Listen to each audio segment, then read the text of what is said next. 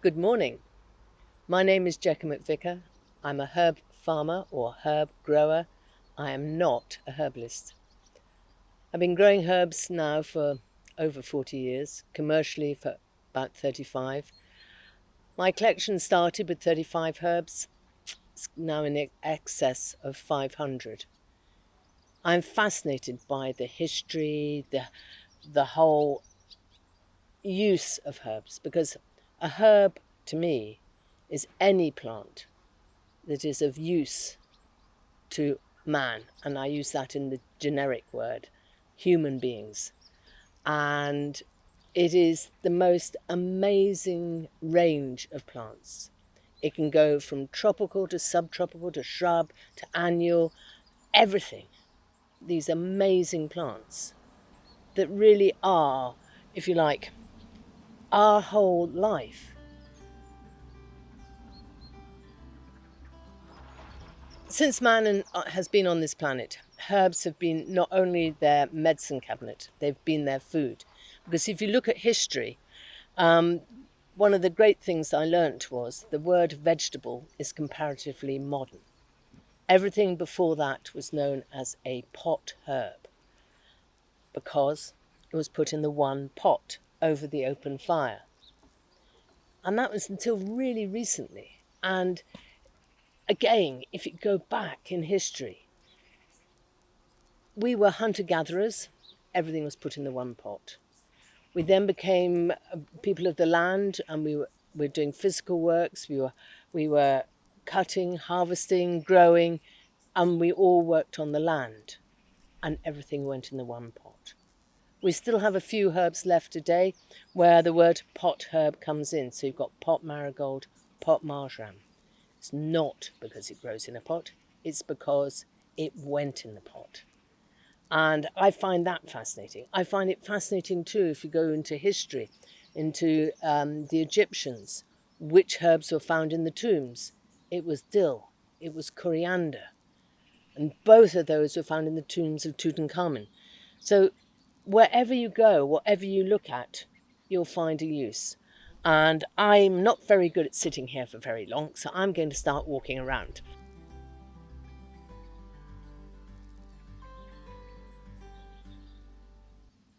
I think one of my favourite herbs is rosemary. It's something that I've grown always in the garden. My mum always grew it and she always cooked with it. But it's the one I've learnt the most about herbs through. It was called Rosmarinus officinalis. It has just been reclassified to Salvia rosmarinus. Now don't shout at me, that's the botanists and nothing to do with my side of it, I'm a grower. But I've always known it as a tea for making a tea if you're feeling in a low mood through the winter. And then I heard from Q about all the research that was going on and how that it actually restores the memory. And then at Herbfest, I heard from Simon Mills that this is going to be the herb of the future. But what I love about herbs, herbalism, herb growing is that we're all linked. We're all part of this amazing circle because I grow them and then they go from the grower to the chef who uses rosemary in cooking. They go from me to the herbalist who will make tinctures and treat ailments with it. And it then goes to the ground where you actually attract the pollinators on this, because this will flower early and it's a very early nectar plant, brilliant for bees. And even at this time of year, which is autumn, we can get a second flush of flower, and it's a late nectar plant. It is, I think, one of the most universal, useful plants you can have, and I wish everyone could have one in their garden.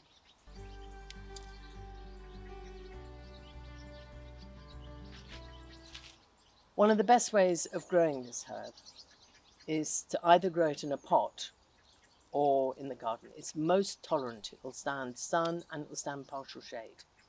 It'll even stand quite wet soil. I'm on clay here and it grows outside my back door very easily. the best time to prune it is either after flowering or now, which means you could sacrifice flowering. And now, I mean, we're early autumn. The leaves haven't dropped. That means the sap is still rising just, and you can prune it back. If you prune, you'll stop it getting woody. The one in front of shot is a woody one, and this one here got pruned after flowering this year, and it is really dense, and you can actually restore the plant. It is a member of the Lamiaceae family, which is my favourite group of plants, and this means you cannot cut into old wood. So where there isn't any green, if you prune to that, it will just die.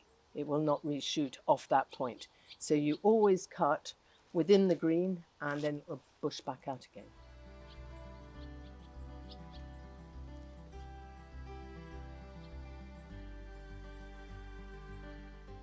Another member of the Lamiaceae family that I'm incredibly fond of is mints.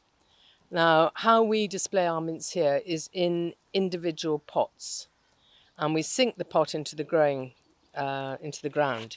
And if you look here, you can actually see the rim, so you can see I've got it above, and it means I can trim off any roots that come down, because where the roots touch, if I was to grow them in this bed and the actual physical creeping rhizomes touched, they'd land up tasting the same. So that's a definite no-no, because you don't want to have, this is basil mint, actually tasting like lime mint, because they've got unique flavours and they're really good in different dishes or in different teas. At this time of year, we cut the mints back really hard, and that will produce new growth that we can then use throughout the winter months until the first frosts. If we don't cut back, what happens is it's in flower, and it'll actually just drop its leaves and begin to look awful. I've got a few here that have done that already. Having cut them back and had the second crop, what we'll do in November is lift them, and we'll then saw them in half, i.e. we'll take them out the pot, and the creeping rhizome will be wrapped around the outside of the root ball. That makes a gap between the root ball and the pot. So when it rains, that bit is the first bit to rot, and that is your next year growth. So what we do is we will saw it physically in half, and we'll put the creepy rhizome bit in the middle of the pot and then compost around it. That protects that rhizome, and it'll grow from the middle out to give you a look like this throughout the growing season.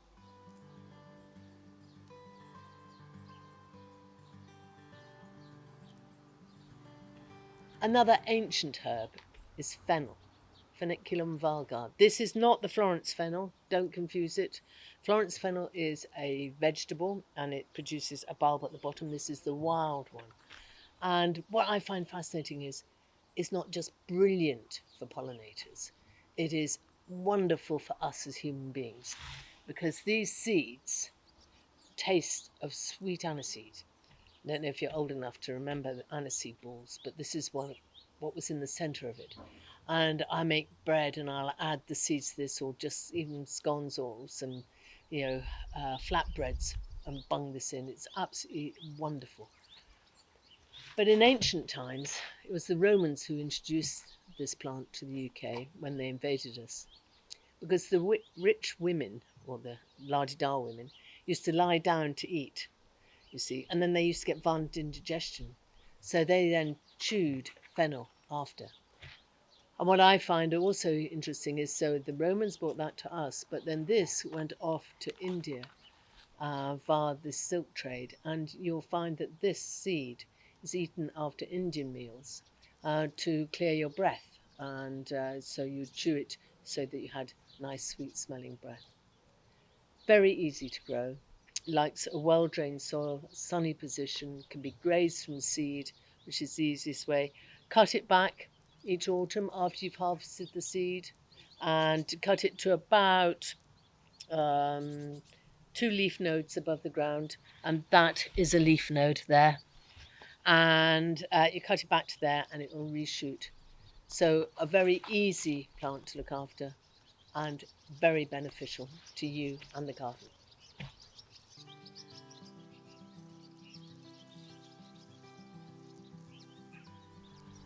This is a very interesting herb. This is Vitex agnus castatus, simply known as Vitex. It is medicinally very important, and a lot of herbalists will be using this herb and may never have seen it. And this is a particularly good specimen. Personally, I love it because it flowers at this time of year, so it's a really good nectar plant. The leaves are aromatic. It's a late producer, and it doesn't like our change in weather, I have to admit.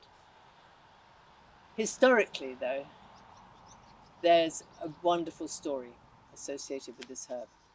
The seeds of this were combined with pepper and put into pepper mills for use by the monks because it stopped their libido. Vitex is a Mediterranean herb, and the only way it would survive in this garden is to put it in a raised bed and confine the roots so that it has minimum water. It will go down to -10, but below that it really has major problems. So my top tip is, if you live in the country in the UK, then make sure that you protect it in winter. Otherwise, keep it in a raised bed or in a container. It will grow very happily in a container. And as I say, it's really worth growing because the leaves are aromatic and they smell beautiful.